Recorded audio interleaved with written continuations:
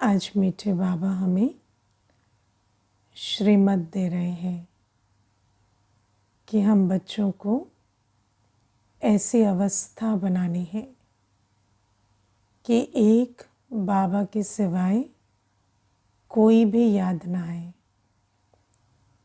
किसी भी देह को, देहधारी को याद ना करे और संपूर्ण देही अभिमानी बने। तो बाबा कहते ये ऊंची मंजिल है, अवस्था बनाना ऊंची मंजिल है।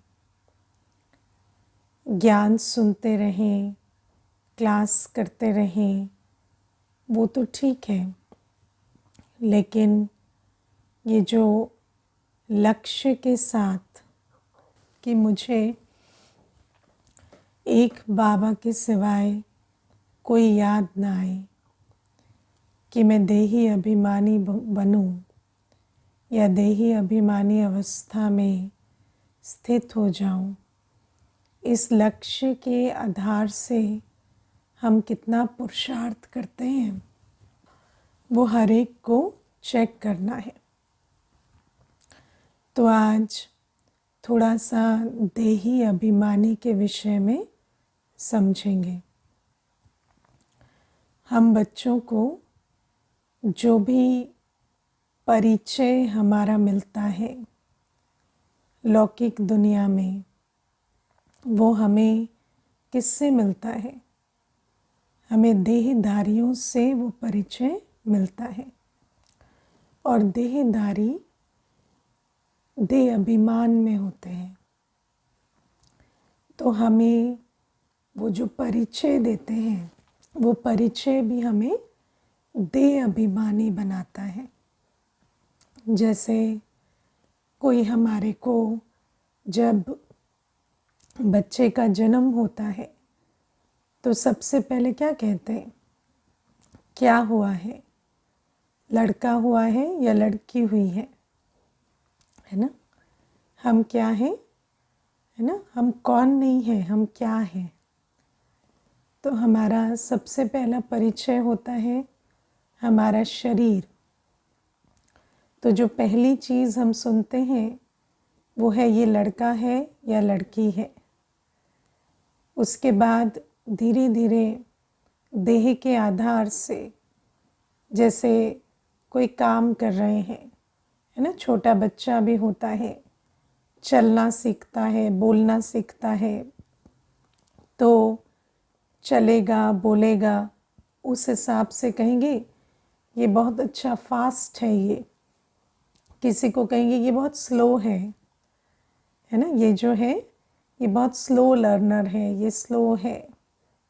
या जो भी हम स्कूल जाएंगे, फ्रेंड्स के साथ रहेंगे, तो हमारे जो ग्रेड्स आते, मार्क्स आते, या वायुमंडल में हम जिस प्रकार से सबके साथ रहते, उस आधार से भी हमें कई बातें सुनने को मिलती हैं।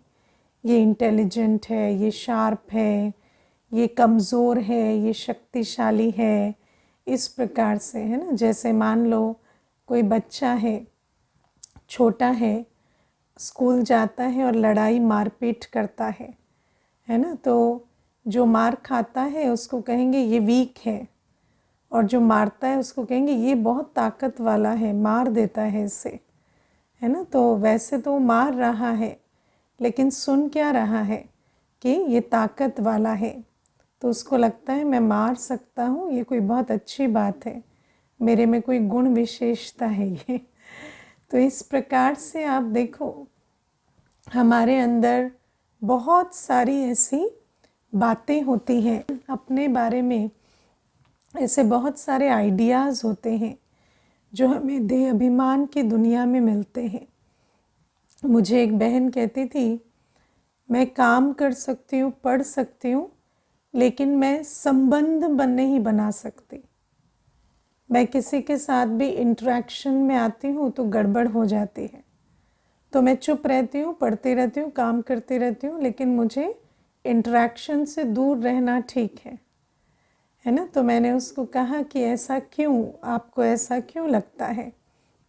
तो मुझे कहती बचपन से ऐसा ही रहा, किसी के साथ भी बात की, फिर वो बात में कुछ गड़बड़ हो गई, तो अब ऐसा लगता है कि संबंध मेरा डिपार्टमेंट नहीं है, मैं संबंधों को ठीक से हैंडल नहीं कर पाती हूँ।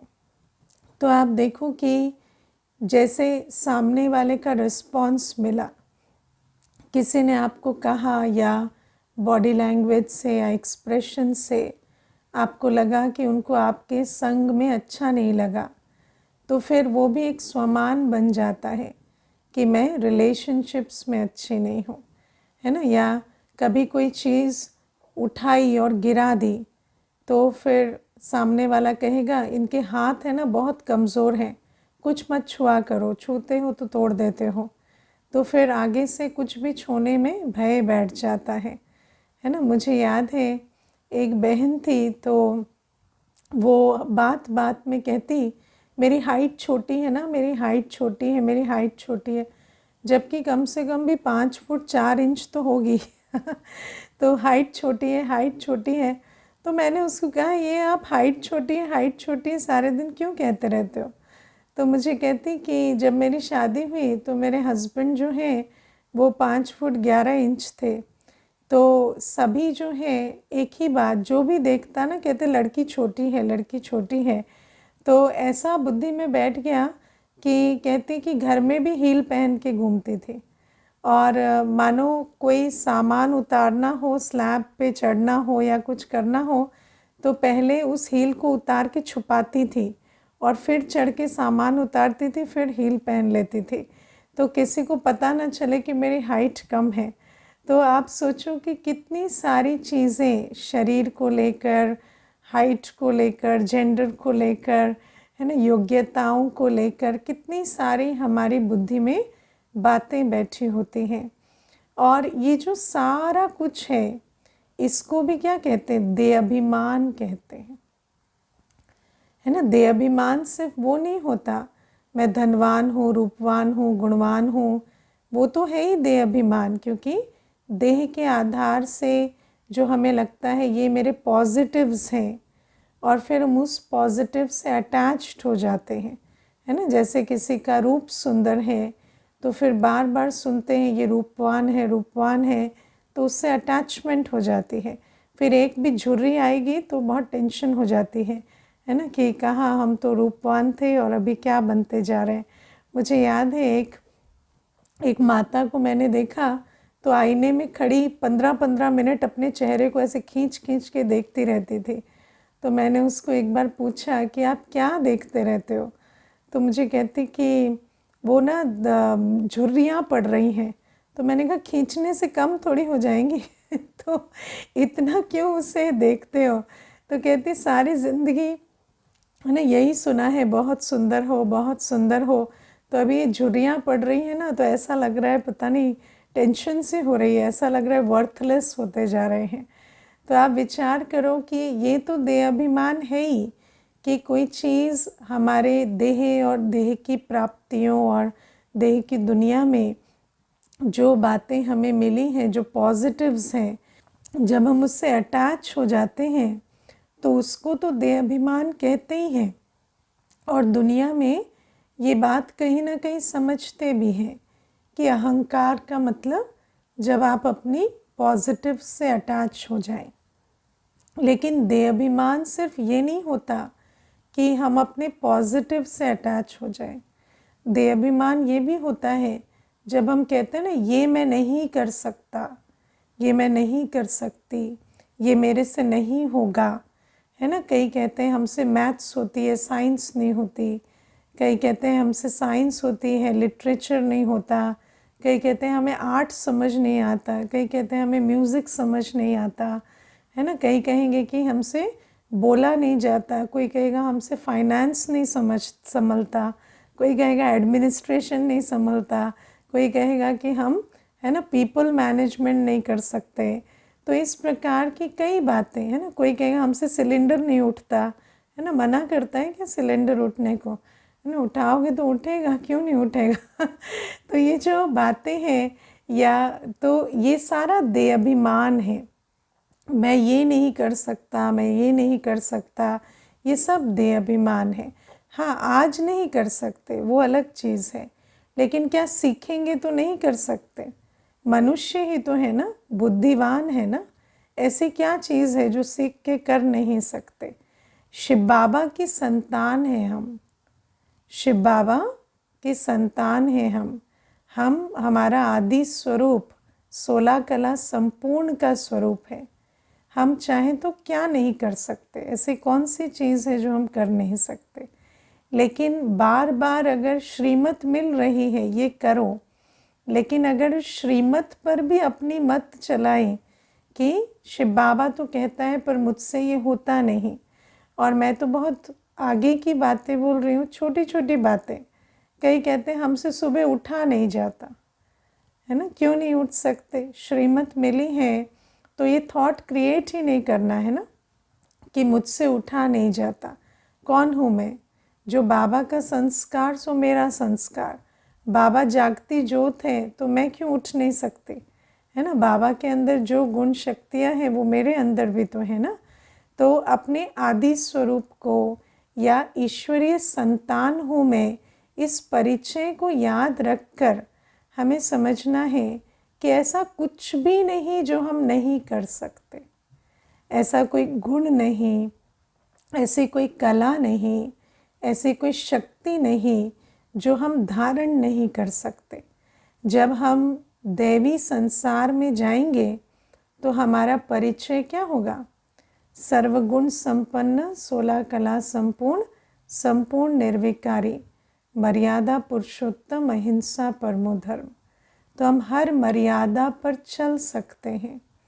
हम 16 कला संपूर्ण हैं। हमारा हर कर्म कला है ना? ऐसा कोई कर्म नहीं जो हम जिस कर्म की कला मेरे अंदर नहीं है। मैं आत्मा सब कुछ कर सकती हूँ। और जब मुझे श्रीमत मिलती है, देखो मेरे पाठ अनुसार जब ब्राह्मण जन्म में मुझे कोई सेवा मिलती है, मुझे कोई मत मिलती है कि ये करो, तो मुझे कभी उसके ऊपर अपनी मनमत नहीं चलानी है कि मैं ये नहीं कर सकती, मैं ये नहीं कर सकता। ये जो मैं है ना, ये मैं देह अभिमान का मैं है। जब बाबा कह रहा है तो मैं क्यों नहीं कर सकती, है ना? देखो ब्रह्मा बाबा के साकार जीवन में ये बात आती है कि एक बार आपने सुनी भी होगी, बहुत प्रचलित बात है कि एक बार किसी का जूता टूट गया, है ना, चप्पल या जूता कुछ भी, तो वो निर्मल शांतामणि दादी जी के पास आए। तो फिर दादी जी को कहा कि मेरा जूता टूट गया। तो दादी ने कहा जूता टूट गया तो मुझे क्यों बताते हो, मोची को बताओ तो मोची ठीक करेगा। तो बाबा ने वहाँ कहा कि अगर हमें इतनी भी अक्ल नहीं है जितनी मोची को है तो हम विश्व महारानी कैसे बनेंगे? है ना, कि कोई काम मोची कर सकता है पर मैं नहीं कर सकती, तो क्या मैं मोची की राजा बन जाऊंगी? है ना, वो काम तो फिर मोची मुझसे ज़्यादा जानता है ना। तो मुझे याद है एक बार एक मधुबन में एक बहन थी, तो मैं मिली उससे मधुबन में, तो वो ना अपनी घड़ी ठीक कर रही थी। तो मैंने उसको कहा आपको, मैं बहुत शुरू में ज्ञान में तभी आई थी, तो मैंने कहा घड़ी, आपको घड़ी ठीक करनी आती है? मुझे बहुत आश्चर्य लगा क्योंकि घड़ी ठीक करना तो एक स्पेशलाइज्ड चीज़ होती है ना, हमें लगता है। तो मैंने कहा कि घड़ी, आपको घड़ी ठीक करनी आती है? तो मुझे कहती पहननी आती है तो ठीक क्यों नहीं करनी आती? तो मैंने कहा हाँ वो तो ठीक है, पर आपने सीखी कैसे? तो कहती कि एक बार घड़ी ख़राब हो गई थी, तो फिर कोई था नहीं उस समय, कोई ऐसा अपॉर्चुनिटी नहीं थी कि जाएं और उसे रिपेयर कराएं। तो फिर मैंने सीखा घड़ी ठीक करना, और सीखने से तो सब कुछ आ जाता है। तो मुझे वो बात बहुत प्रेरणादायक लगी, जबकि वो कोई बहुत बड़ा इवेंटफुल चीज़ नहीं थी। ऐसे चलते फिरते एक 5 मिनट की कॉन्वर्सेशन में आपको बता रही हूँ। तो उसमें बहुत प्रेरणा मिली कि वास्तव में कोई सीखना चाहे तो क्या नहीं सीख सकता, या करना चाहे तो क्या नहीं कर सकता। लेकिन ये जो देहाभिमान की भाषा है, जब हम कहते रहेंगे कि मुझसे ये नहीं होता या मैं ये नहीं कर सकता, तो फिर ऑफ कोर्स नहीं कर सकते ना, फिर तो कर ही नहीं सकते। क्योंकि जो हम कर नहीं सकते ये संकल्प ही कर लिया, तो संकल्प से तो सृष्टि बननी है। तो इसीलिए बाबा हमें आज कहते हैं कि तुम्हें संपूर्ण देही अभिमानी बनना है। आज नोट की ना बाबा की ये पॉइंट, कि बाबा कहते हैं कि कभी ये नहीं कहना कि हम ये नहीं कर सकते। सीख कर हम कुछ भी कर सकते हैं।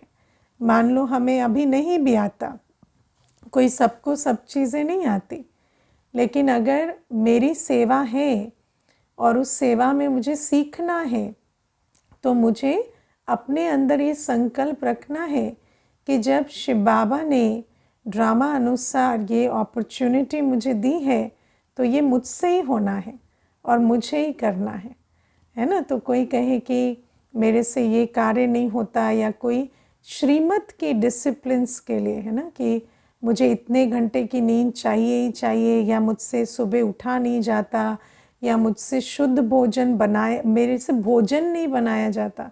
कई कहते हैं हम कुकिंग नहीं कर सकते। क्यों नहीं कर सकते? 2 हाथ लगते हैं कुकिंग के लिए, वो क्यों नहीं कर सकते है ना। तो ये जो बातें हैं, ये हमें अपने अंदर चेक करनी है कि क्या मेरे अंदर देह अभिमान है। और बाबा हमें कहते हैं कि जब हम बाबा के पास आते हैं, तो मुझे बाप का बन जाना है। बाप का बन जाना क्या होता है? जो बाप का स्वरूप सो मेरा स्वरूप, जो बाप का संस्कार सो मेरा संस्कार। मुझे कभी ये ना आए ये मेरा संस्कार है, ये मेरी आदत है, ये मेरी शक्ति है, ये मेरी लिमिटेशन है ना। बाबा तो सागर है पर मेरे अंदर इतनी शक्ति नहीं है, या ये मेरा अवगुण है, नहीं। बाबा कहते बाबा जैसे गुणों का सागर है, बाबा जैसे सर्वशक्तिवान है, बाबा जैसे ज्ञान सागर है, बाबा जैसे है ना, कि बाबा बाबा देखो किसी भी वायुमंडल में किसी भी आत्मा के साथ बाबा किस प्रकार से पालनहार बनते, किस प्रकार से सद्गति दाता बनते। तो बाबा कहते क्या हम अपना कल्याण नहीं कर सकते? बाबा तो सबका कल्याण करते, हम कम से कम अपना तो कर ही सकते हैं। तो इतना हमें देही अभिमानी बनना पड़े। कोई भी पुरानी मत मैंपन की, मैं ऐसा हूँ मैं ऐसा हूँ, ये बुद्धि में नहीं आनी चाहिए, है ना। कई कहते हैं मुझे घबराहट होती है ना। आपको क्यों घबराहट होती है? बाबा तो है ना, बाबा को कभी घबराहट होती है क्या? नहीं। तो ईश्वरीय संतान को घबराहट हो, भय लगे, ये सारी चीज़ें हमारे संकल्प में भी ना आए, तब कहेंगे देही अभिमानी। तो बाबा कहते देही अभिमानी बने तब हम कर्मातीत बनेंगे। जब हम देही अभिमानी बने और एक बाबा की याद में रहें और किसी देहधारी को याद ना करें। देहधारी को याद क्यों नहीं करना होता है? हाँ, देहधारी को याद क्यों नहीं करना है? क्योंकि देहधारी हमें पावन नहीं बनाते। देहधारी को याद करना भूतों को याद करना है, और भूतों को याद करेंगे, जिसे याद करेंगे वैसे बनेंगे ना। देहधारियों की याद से हम पतीत बनते हैं, विकारी बनते हैं। जितने भी नेगेटिव इमोशंस हैं, है ना, जिनको हम दुनिया में तो क्या कहें, पॉजिटिव भी समझते हैं ना, अटैचमेंट को, अट्रैक्शन को कोई नेगेटिव नहीं समझते। लेकिन अब हमें समझ आता है कि ये भी सारे नेगेटिव इमोशन हैं। तो दुनिया में जिसे नेगेटिव समझते हैं और जिसे पॉजिटिव समझते हैं, पर हम ज्ञान के आधार से समझते हैं कि ये नेगेटिव इमोशन है। वो सारे इमोशन कैसे आते? देहधारियों की याद से। तो बाबा हमें कहते हैं कि हम बच्चों को पावन बनना है, कर्मातीत बनना है, तो मुझे किसी देहधारी को याद नहीं करना। एक तो मुझे देह अभिमान से मुक्त होना है, कभी ये शब्द ना निकले ये मेरे से नहीं होता, जो बाबा कराए वो मुझसे होगा, है ना। मम्मा कहती थी जो सेवा देता है वो शक्ति भी देता है। अगर बाबा ने मुझे सेवा दी है तो बाबा मुझे शक्ति भी दे रहा है। अगर ड्रामा में मेरा ये पार्ट है तो ये मुझसे ही होना है। तो बाबा हमें कहते हैं कि इतना अपने आप को समझकर और देही अभिमानी बनना, और किसी भी देहधारी की याद ना आए। अब देहधारी की याद ना आए का मतलब क्या होता है? तो क्या करें, सबको इग्नोर कर दें, छोड़ दें, सबको लेफ्ट आउट फील कराएं, है ना। क्योंकि क्या होता है, सबके अंदर बहुत सारा संस्कार है ना किनारा करने का। और हर आत्मा 63 जन्म से क्या सीखते आई है, जो पसंद नहीं आते उनको किनारा करो, दूर करो। तो बाबा के भी ज्ञान को यूज़ कर कर पुराने संस्कारों को क्षय दे देते हैं कई बार, है ना। कई बार कहेंगे बाबा कहता है देहधारी को याद नहीं करना है, इसीलिए हम इनसे डिस्टेंस बनाते हैं, किनारा करते हैं। लेकिन बाबा ये नहीं कहते कि देहधारियों से फिजिकल, है ना, देहधारियों के बीच नहीं रहना या उनको संबंध संपर्क में नहीं रखना। बाबा कहते हैं उनको याद नहीं करना, है ना। तो याद नहीं करने का अर्थ क्या होता है? किसी ने आपको कहा मुझे चाय बना के दे दो, तो चाय बना के उनको दे दो। ये नहीं सोचो कि उनको चाय अच्छी लगी या नहीं लगी, समझ रहे हैं। और अगर आपको नहीं पता कि वो कैसे चाय पीते हैं तो उनको पूछ लो। ऐसे नहीं सोचते चले जाओ इनको कौन सी चाय अच्छी लगेगी, अभी पूछूंगी तो ख़राब तो नहीं लगेगा कि, है ना, ये इतना भी नहीं जानते, इतना भी याद नहीं रखते। तो किसी की भी हम सेवा में रहें, हम सेवा में हैं, हमें जो भी संबंध संपर्क में करना है वो हम करें। हमारे को जहाँ डाउट है वहाँ हम कम्युनिकेट करें, बात करें, लेकिन हम किसी को याद ना करें।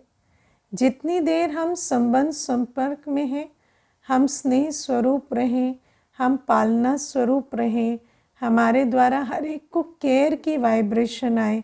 ऐसे नहीं कि उनको लगे कि ये तो ऐसे हैं कि हम बैठे हैं और ये गुम है, ऐसे नहीं। लेकिन हम उनको याद ना करें, हम बाबा की याद में स्नेह स्वरूप और पालना स्वरूप होकर रहें। तो बाबा कहते हैं हमें किसी देहधारी को याद नहीं करना, चाहे वो हमारे से मीठे रहें, है ना। मान लो किसी ने आपको बहुत अच्छा मैसेज टाइप करके भेजा, बहुत आपकी प्रशंसा की, आप इतने अच्छे हैं, ऐसे हैं, मेरा जीवन बना दिया, कल्याण कर दिया। तो आपको वो मैसेज पढ़ लिया, लेकिन दोबारा मैसेज याद ना आए कि उन्होंने ये कहा, ये कहा, क्योंकि वो मैसेज कहाँ से आया? देहधारी से आया। आपको याद करना है मुझे आज बाबा ने क्या कहा, है ना। बाबा जैसे बोलता है ऐसे देहधारी बोल सकते हैं क्या, है ना। कोई आपकी इतनी प्रशंसा कर सकता है, इतनी महिमा कर सकता है जैसे बाबा करते हैं? कोई नहीं कर सकता। तो हम मुझे बाबा के बोल याद रखने कि मुझे बाबा ने आज क्या सम्मान दिया। मुझे किसी देहधारी को याद नहीं करना, ना किसी की प्रशंसा याद करनी, ना किसी की निंदा याद करनी, है ना। कभी कोई उल्टे बोलता है, ये तो ऐसे हैं, ऐसे हैं, इनका ये नेचर है, वो इनके अंदर ये संस्कार है, ये करप्ट है, ये फलाना है। लेकिन मुझे उन बातों को नहीं लेना, क्योंकि वो देहधारी की बात है। मुझे ना किसी के रूप को याद करना है, ना मुझे किसी के बोल को याद करना है, ना मुझे किसी के रिस्पॉन्स या रिएक्शन को याद करना है ना। कोई खुश हुआ हमसे मिलकर, कोई दुखी हुआ, कोई असंतुष्ट हुआ, कोई संतुष्ट हुआ। अगर कोई असंतुष्ट हुआ तो मुझे बाबा की याद में विचार करना है कि मेरे से कहाँ कमी हुई, लेकिन मुझे उसकी असंतुष्टता को याद नहीं करना, क्योंकि उसकी असंतुष्टता मुझे बेटर नहीं बनाएगी, उसकी असंतुष्टता मुझे असंतुष्ट बनाएगी। अगर आप बैठकर सोचेंगे कि ये आत्मा मुझसे असंतुष्ट हुई, तो फिर उसकी असंतुष्टता आपकी असंतुष्टता बनेगी, फिर वो तो असंतुष्ट है, आप भी हो जाएंगे। लेकिन अगर आप उसकी असंतुष्टता को नहीं सोच रहे, आप ये सोच रहे हो अच्छा ठीक है नेक्स्ट टाइम मुझे क्या बेटर करना है, या मुझे क्या लर्निंग मिली, मुझे यहाँ कहाँ पे भूल हुई, कहाँ मैं देह अभिमान में आई, कहाँ मैंने एक्स्ट्रा किया या कम किया, तो उस लर्निंग को लेकर मुझे बेटर बनना है। तो मुझे किसी भी देहधारी को याद नहीं करना है। और देहधारी की याद से हम सिर्फ पतित बनते हैं, क्योंकि आज कोई भी देहधारी सुख स्वरूप, शांत स्वरूप, ज्ञान स्वरूप है ना, पवित्र स्वरूप नहीं है। हर आत्मा दुखी है, अशांत है, उसके कर्म, उसके रिस्पॉन्स उसी प्रकार के होते हैं। और हमें उसको पर्सनली नहीं लेना है ना। हर आत्मा वो कर रही है जो उसका संस्कार है, तो उसके संस्कारों का बोझ मुझे नहीं उठाना है। मुझे किसी को याद नहीं करना, मुझे एक बाबा को याद करना है। और मुझे देह अभिमान से मुक्त हो बाबा की हर श्रीमत का पालन करना है। जहाँ हम श्रीमत का पालन नहीं कर रहे ना, जहाँ हमें जो डायरेक्शंस मिले हैं पुरुषार्थ के, सेवा के, तपस्या के, जहाँ हम उन डायरेक्शंस पर नहीं चल रहे, वो सब देह अभिमान है। तो जहाँ हम देही अभिमानी रहेंगे और जहाँ एक बाबा की याद, कोई देहधारी की याद नहीं, तो हम क्या बनेंगे? कर्मातीत बनेंगे। फिर दुनिया में ऐसे बहुत हैं जो कहेंगे देहधारी को याद मत करो, लेकिन धंधे को, प्रॉफिट को, पैसे को याद करो, है ना। लेकिन बाबा कहते हमें किसी भी स्थूल चीज़ में भी बुद्धि को नहीं फंसाने, है ना। कई ऐसे होते हैं अच्छे बिजनेसमैन होंगे ना, तो कहेंगे लोगों के चक्कर में मत पड़ो, तुम पैसे पे फोकस करो, है ना। कितना पैसा है, कितना प्रॉफिट हुआ, उस पे फोकस करो। लेकिन बाबा कहते नहीं, हमें अविनाशी कमाई पर, दुनिया में तो सब समझते हैं ना कमाई हमारी बढ़ रही है, लेकिन बाबा कहते हैं ये सारी कमाई विनाशी है, तो उसके चक्कर में नहीं पड़ना है। मुझे एक बाबा की याद का अटेंशन रखना है, तब जाकर हम कर्मातीत अवस्था को पाएंगे। और जो कर्मातीत बनेंगे वही ऊंच पद के अधिकारी बनेंगे। फिर प्यारे बाबा हमें कहते हैं कि ये जो विश्व के पावन बनने की विधि है ना, ये बहुत कम आत्माएं समझ पाती हैं, है ना। विश्व पावन कैसे बनता है? तो बाबा हमें समझाते हैं कि जब आत्मा सतो प्रधान से सतो, रजो, तमो, तमो प्रधान में आती है तो शरीर भी ऐसा बनता है। और शरीर क्या है? प्रकृति। तो प्रकृति का असर आत्मा पर होता है। तो इस विधि से ये संसार पतित बनता है। तो इस संसार के पतित पने का कारण क्या है? आत्मा की तमो प्रधानता। और जैसे जैसे आत्मा पावन बनती है तो फिर संसार भी पावन बनता है। लेकिन बाबा कहते हैं ऐसे नहीं कि आत्मा सतो प्रधान से सतो बनेगी तो शरीर भी बन जाएगा, नहीं। क्योंकि शरीर और संसार तो अभी पूरा तमो प्रधान है ना।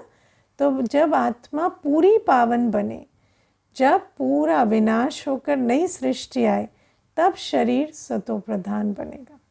तो बाबा हमें समझाते हैं कि इस सृष्टि की तमो प्रधानता दूर करने की एक ही विधि है, आत्मा पावन बने। और आत्मा कैसे पावन बनती है? बाबा की याद से, बाबा की श्रीमत पर। तो हर आत्मा जब इंडिविजुअली बाबा की याद में रहती है तो फिर इस सृष्टि का कल्याण हो जाता है।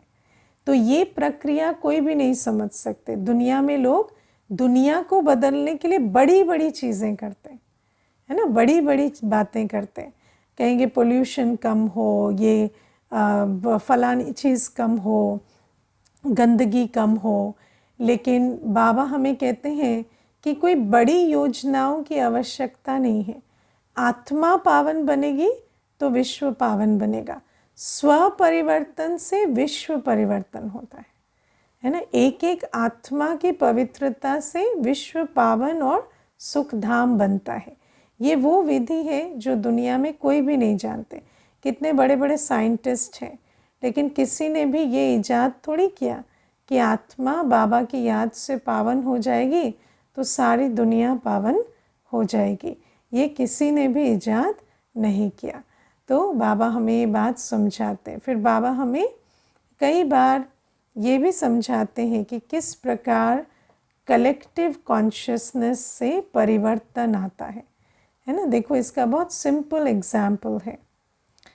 अगर एक कमरे में एक व्यक्ति गंदा करे, है ना, और उसी कमरे में 4 व्यक्ति गंदा करें, तो जो गंदगी है वो कितनी बढ़ जाती है ना। लेकिन अगर उसी कमरे में 4 व्यक्ति में से एक व्यक्ति सफाई करे तो गंदगी बहुत रिड्यूस हो जाती है। अगर 4 लोग गंदगी मचा रहे हैं लेकिन एक व्यक्ति सफाई की जिम्मेवारी ले ले तो वो 3 की गंदगी साफ कर सकता है, राइट। इसीलिए बाबा हमें कहते हैं हम थोड़ी सी आत्माएं भी, क्योंकि आप देखो गंदा करने वाले से साफ करने वाला ज़्यादा पावरफुल होता है ना। अगर सफाई की जिम्मेवारी एक व्यक्ति ले तो भी कमरा साफ रहता है ना। और ये प्रैक्टिकल सबका अनुभव है। घर में क्या होता है, 5-6 लोग रहते हैं और एक सफाई करता है और एक से सब साफ रहता है। तो बाबा हमें कहते हैं कि हम थोड़ी सी आत्माएं, अगर हम आत्माएं अपनी पवित्रता पर अटेंशन दे देती हैं तो इस सृष्टि की जितनी भी तमोप्रधानता है उसको बदलकर सतोप्रधान सृष्टि बनाना पॉसिबल हो जाता है।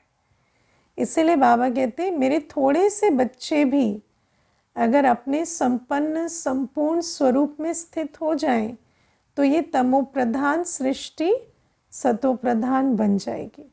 इस नियम को बाबा हमें अटेंशन देने को कहते हैं।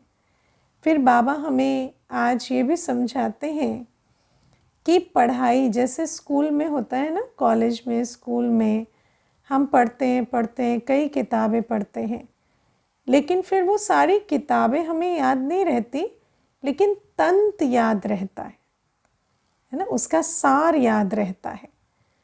तो बाबा हमें कहते हैं ऐसे ही हम बच्चे जब बाबा के पूरे ज्ञान को धारण कर लेते हैं तो उसका तंत क्या होता है, उसका तंत होता है मन मना भव। जब आत्मा को बाबा ये जो रोज मुरली सुनाते हैं, है ना, क्यों सुनाते हैं? बाबा कई बार मुरली सुना कर कहते समझा, क्यों? क्योंकि सुन रहे हैं, समझ में नहीं आ रहा है तो बाबा कहते समझा। तो जिस दिन समझ जाएंगे उस दिन क्या करेंगे, कैसे पता चलेगा ये समझ गया? तो बाबा कहते वो आत्मा बाबा की याद में रहेगी, उसको समझ आ जाएगा और किसी चीज़ में कुछ नहीं रखा है मुझे सब कुछ करते, है ना, मुझे तो ऐसा लगता है बाकी सब कुछ टाइम पास है एक बाबा की याद है जिससे हमें कमाई करके जाना है। और बाकी देखो 24 घंटे हैं तो टाइम पास तो करना है ना। अब टाइम पास भी ऐसा करना है जो विकर्म ना बने, सुकर्म बने। तो ये सेवा आदि भी सब क्या है, टाइम पास है जिससे हमारा विकर्म नहीं बनता और सुकर्म बनता है। तो ये सारा कुछ टाइम पास है, लेकिन बाबा कहते हैं जो मुख्य बात है वो है बाबा की याद। क्योंकि सेवा भी की लेकिन बाबा की याद में नहीं की तो विकर्म विनाश नहीं होते, है ना। तो और कई बार तो सेवा ही देहाभिमान का द्वार भी बन जाती है अगर बाबा की याद में नहीं है। तो बाबा हमें ये बात समझाते हैं कि तंत जो है वो है बाबा को याद करना। तो जब सारा ज्ञान बुद्धि में बैठ जाता है तो एक बात नज़र आती है कि आत्मा बाबा की याद पर अटेंशन देती है, उसकी बुद्धि भटकना बंद हो जाती है, उसको कोई चीज़ में रुचि नहीं रहती, उसको कोई चीज़ अट्रैक्ट नहीं करती। चाहे कोई लड़ रहा हो, झगड़ रहा हो, चाहे कोई बहुत अच्छा हो, उसको सब चीज़ें पता है, ये इनके चक्कर टक्कर का कोई मतलब नहीं है ना। इसमें अपना टाइम थॉट वेस्ट नहीं करना है, मुझे बाबा को याद करना है।